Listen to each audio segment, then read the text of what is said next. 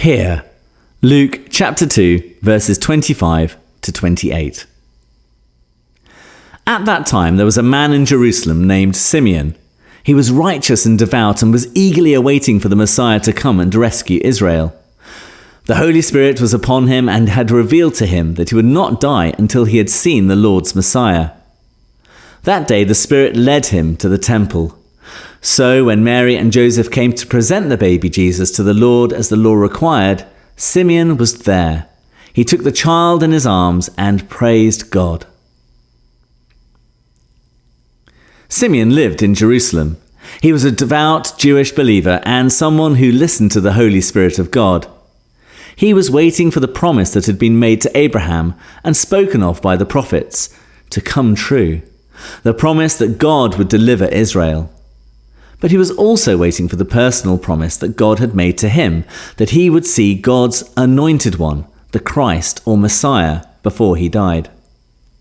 And so one day he felt a prompting to go to the temple to pray. And while he was there, he saw Joseph and Mary going through their ceremony and presenting Jesus.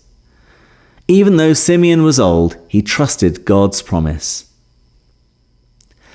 Listening and being sensitive to the prompting of the Holy Spirit is something that Christians try and do. In my experience, as we grow in our relationship with God, we learn to recognize His voice. It's a bit like tuning into an old-fashioned radio. Once you recognize the voice of God, it's easier to tune in. And God's Spirit can speak to us in different ways. For example, through our thoughts, through the Bible, through our feelings, or through other people. We don't know how Simeon heard the Spirit that day, or how Simeon recognized Jesus as the one he'd been waiting for, but he did. The point is that he was close to God, and like Simeon, if we expect to hear God's voice, then we need to stay close to God too. Today, is there something you are waiting for? Offer it before God and commit to trusting in His timing.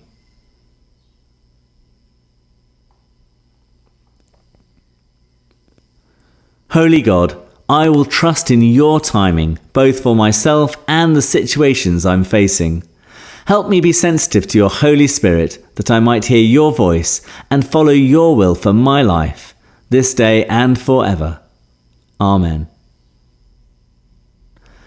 Trusting in God's timing is easy to say, but much more difficult to do.